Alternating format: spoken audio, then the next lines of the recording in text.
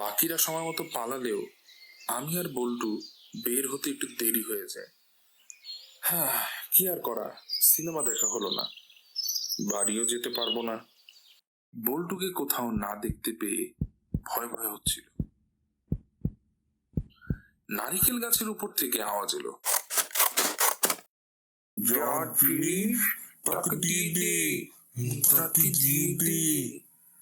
বুঝেছি, তোকে সব না বললে ও তোকে ছাড়বে না।